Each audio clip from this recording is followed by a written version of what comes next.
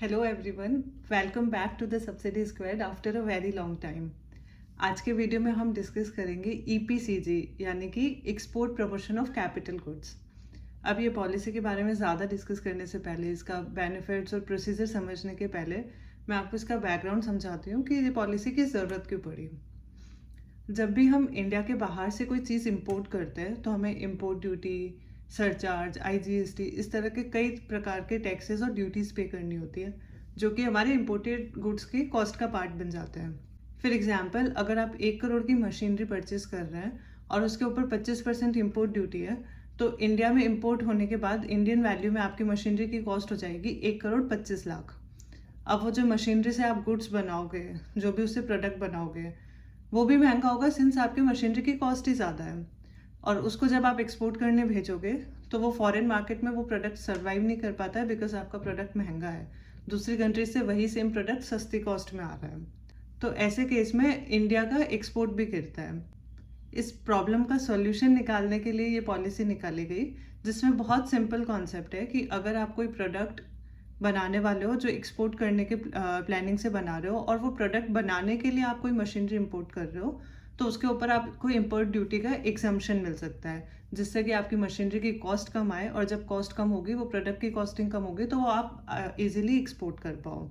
इस पॉलिसी के अंडर अगर आप कोई मैन्युफैक्चरर और सर्विस प्रोवाइडर हो और आप अपने बिजनेस के लिए कोई कैपिटल गुड्स यानी कि कोई मशीनरी, कोई इक्विपमेंट इंपोर्ट कर रहे हैं, तो आप वो मशीनरी और इक्विपमेंट इंपोर्ट कर सकते हैं बिना कोई इंपोर्ट ड्यूटी पे किए। बदले में आपको सरकार को कमिटमेंट देना होता है कि जितने की भी आपकी इंपोर्ट ड्यूटी सेव हो रही है, उसका कम से कम 6 गुना आप एक्सपोर्ट करेंगे। फॉर एग्जाम्पल, आप कोई फर्नीचर मेकिंग यूनिट है और ये वुडन फर्नीचर बनाने के लिए आप यूएस से कोई मशीनरी इंपोर्ट कर रहे हैं। वो मशीनरी की कॉस्ट है $1 लाख, जो इंडियन करेंसी में लगभग 85 लाख रुपए होता है। और इम्पोर्ट ड्यूटी आज के सिनेरियो में देखेंगे तो रफली इम्पोर्ट ड्यूटी, सरचार्ज, आईजीएसटी सब मिला के मशीनरी की कॉस्ट का 28 से 30% कुछ आता है। तो अपने इस केस में जब मशीनरी की कॉस्ट 85 लाख रुपीज़ है, उस पर करीब करीब इम्पोर्ट ड्यूटी आप रफली मान लीजिए 25 लाख रुपए। तो अगर जनरल सिनेरियो में आप इम्पोर्ट करने जाएंगे तो आपको 85 लाख मशीन की cost plus 25 lakh import duty पे करनी पड़ेगी। बट अगर यही मशीनरी आप इस पर्पज से इंपोर्ट कर रहे हैं कि जो इस मशीनरी से फर्नीचर बनेगा उसको आप वापस एक्सपोर्ट करेंगे, तो आप ईपीसीजी के अंडर बेनिफिट ले सकते हैं, जिसके अंदर आपको जो ये 25 लाख की इंपोर्ट ड्यूटी है उसका पूरा एग्जम्पशन मिल सकता है। इसके बदले सरकार आपसे ये कमिटमेंट चाहेगी कि जो अपना ड्यूटी सेव्ड अमाउंट है, जो कि 25 लाख रुपए इस एग्जाम्पल में, उसका आपको कम से कम 6 गुना एक्सपोर्ट करना पड़ेगा। और ये एक्सपोर्ट करने के लिए आपको 6 ईयर्स का टाइम दिया जाएगा। इससे 2 पर्पस सॉल्व होते हैं। फर्स्ट, तो आपकी मशीनरी की कॉस्ट कम हो गई, आपको एक बार के लिए कम अमाउंट पे करना है, इंपोर्ट ड्यूटी पे ही नहीं करनी है।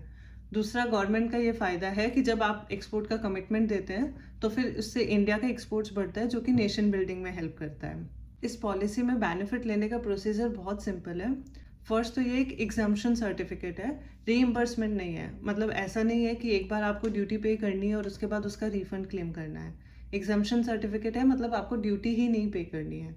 तो जब मशीनरी आपकी इंडियन पोर्ट पे आने वाली है, उससे पहले आपको डीजीएफटी में अप्लाई करके ये सर्टिफिकेट अपने पास रखना है, सो दैट जब मशीनरी पोर्ट पर आएगी तो आप ऑफिसर्स को ये सर्टिफिकेट दिखाकर अपना ड्यूटी एग्जम्पशन अवेल कर सकते हैं। सेकेंड, जैसा कि मैंने पहले बताया, इसके अंदर मिनिमम आपको जितना आपका ड्यूटी सेव्ड का अमाउंट होगा उसका 6 टाइम्स एक्सपोर्ट करना होगा। तो आपका जो लाइसेंस नंबर होगा, जब भी आप एक्सपोर्ट करेंगे आपको अपने एक्सपोर्ट के डॉक्यूमेंट्स में वो लाइसेंस नंबर मेंशन करना होगा और एनुअली रिटर्न भरना होगा डीजीएफटी को, ये बताते हुए कि इस ईयर में आपने कितना एक्सपोर्ट कर लिया है। अगर आप भी अपने बिजनेस के लिए कोई मशीनरी या इक्विपमेंट इंपोर्ट करने के बारे में सोच रहे हैं, तो आपको ये पॉलिसी ज़रूर कंसिडर करनी चाहिए, बिकॉज इम्पोर्ट ड्यूटी सेविंग करके आप अपने मशीनरी की कॉस्ट एक बहुत सिग्निफिकेंटली रिड्यूस कर सकते हैं, जिसका बेनिफिट आप अपने बायर्स को पास ऑन कर सकते हैं प्रोडक्ट की कॉस्ट कम करके। हम सब्सिडी स्क्वाड में ये पॉलिसी का पूरा कंसल्टेशन प्रोवाइड करते हैं, तो आपको इस रिगार्डिंग किसी भी तरह की हेल्प की ज़रूरत हो, आपको हमारी सर्विसेज अवेल करनी हो, तो आप डेफिनेटली हमें कॉन्टैक्ट कर सकते हैं। Thank you.